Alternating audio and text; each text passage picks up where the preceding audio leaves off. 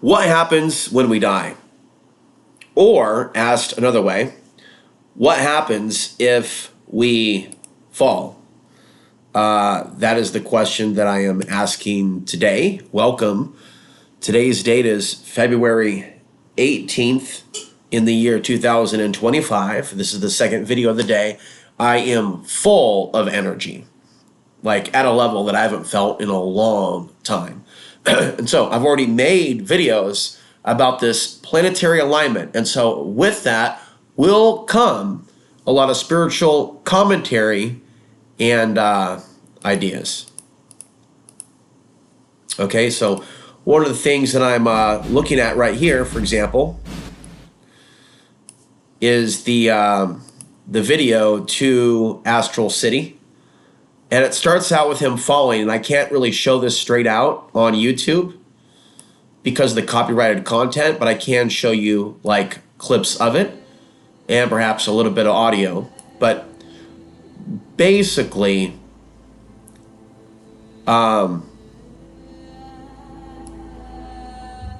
it begins here. And let me go ahead and make sure that I have audio on my end so that I can hear it.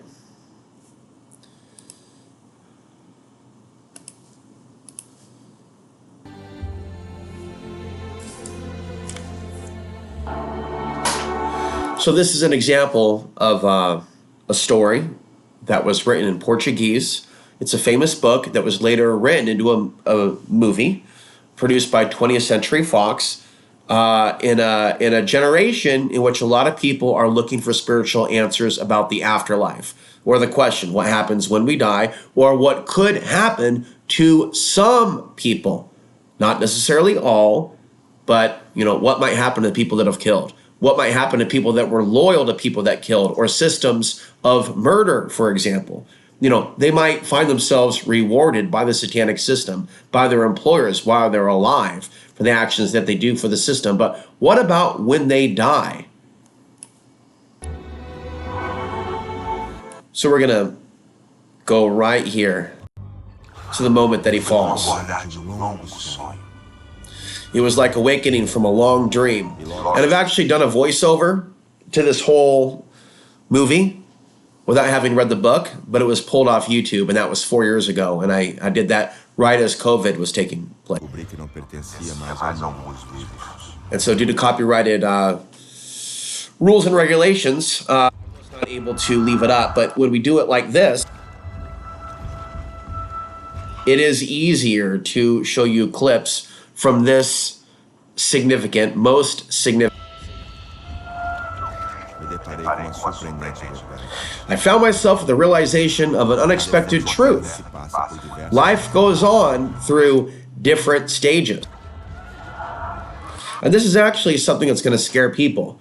The idea that they can end up in a world of darkness after they live. And it may be something that is inevitable to enter into the shadow space as part of the afterlife, as a part of some post-life test. And it may be how we're going to relate to people in that world. As we see depicted here, I see a world depicted that the powers that be wouldn't really want you to think about. In reality, they may produce a film here and there, but it won't go viral. It won't be something that people are thinking about deeply. Like, people think about what happens when they die on a simplistic level, but not on a deeper level with regards to the real deeper sins that mankind is encouraged to, that I believe that almost automatically will lead them to a hellish fate. I woke up in another dimension known as Umbria, some sort of a purgatory. And my story was just starting over. Today's actually a day where I'm showing movie clips from something else. The movie's called Firestarter. And that is being shown on another platform outside of YouTube, as I am managing multiple platforms and will be expanding. So this is like kind of like what it feels like to look at humanity now. Just, oh my God, like, look at what's just, like, we could just sit there and just do a meditation on this. Like, what has become of our human population? What are we doing here with these people? What are we doing here in this lifetime?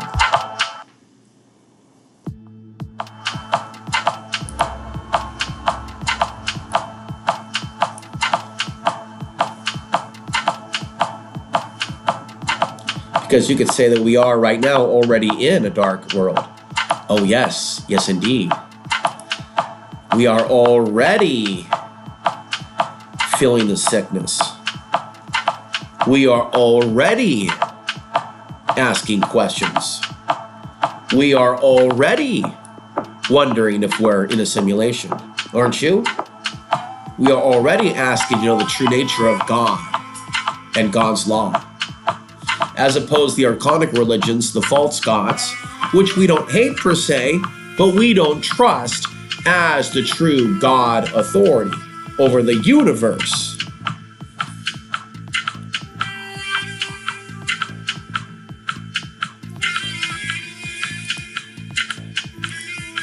He begins to have flashbacks of his life, in between his struggles, seeing what's become of the lives of many.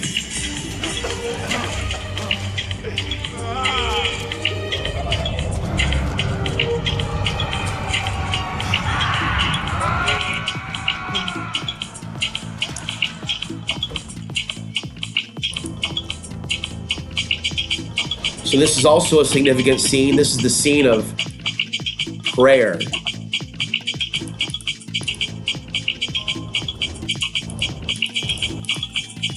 There he is, homeless, without a home, without shelter. And this is a fate awaiting people that have harmed the homeless. They have a fate awaiting them in the afterlife. And that is to suffer in at least the in-between realms for the actions that you have done to human beings while you were in a position of authority. Authority over others, the ability to control the lives of others. It will be punished by God. Thou shalt not kill God's creation. There is another world coming for the destroyers of God's creation. There will be no escape from the teeth of the dragon and the snarl of the lion. When the hand of protection is removed from the earth plane, those left behind that have continued to stay in their old ways.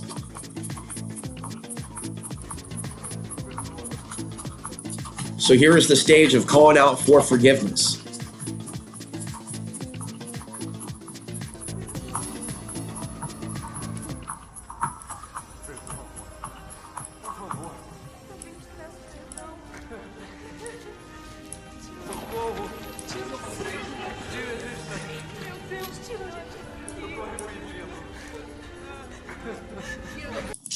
Regret. What possibly could they be regretting? Suicide, sure, that's part of it. People that kill themselves slowly through nicotine, through drugs, through aspartame in some cases.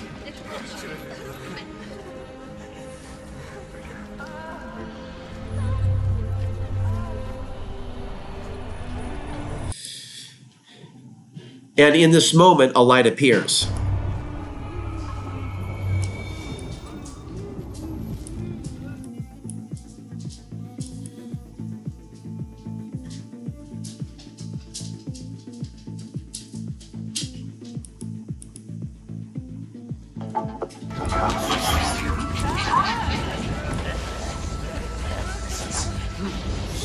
And this is somebody that's coming through, maybe like a demon, that's basically accusing them of what they are believed to have done. So if not a direct suicide, a slow suicide through improper action or living. So the demon or the entity is coming through with the accusations, basically pointing fingers, basically they're being trolled. They're being trolled.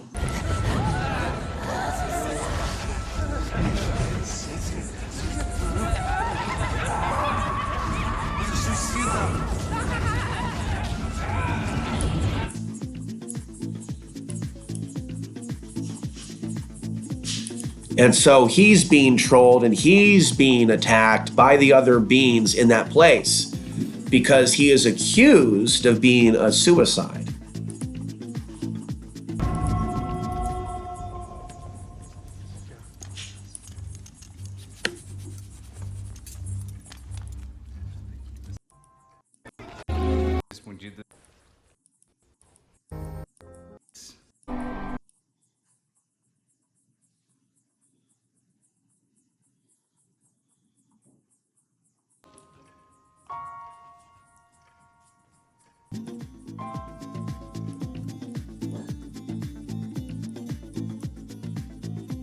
And so now he's praying out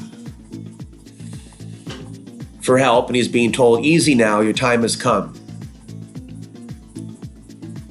And he's being taken to the higher order, the higher levels, you can even say the pleroma, and he's being given a sample pack of what exists on the higher planes, and he's not going there permanently, but he's going there temporarily. And they are viewing him with jealousy. Now, this stands out to me as people that are jealous on the internet also, of people that have light, people that have knowledge, essentially people that have a soul. They're angry that he has a soul voltage great enough to get away from them. And that's essentially what we are dealing with now on the earth plane, with psychic attack, with spiritual warfare, with the psychopaths, with the archonic control over the people in authority that are being taken over by the evil part of the system, the soullessness. And so we're going to leave it there. You are encouraged to add the Astral City book, not just movie, but book, to your spiritual library. Thank you for watching.